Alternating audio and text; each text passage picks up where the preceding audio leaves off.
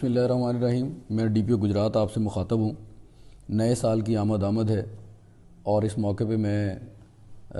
میری یہ دعا ہے کہ اللہ رب العزت وطن عزیز اور آپ سب کے لیے نیا سال جو ہے وہ ڈھیروں خوشیاں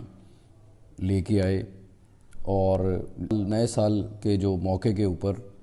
لوگ خوشیاں مناتے ہیں،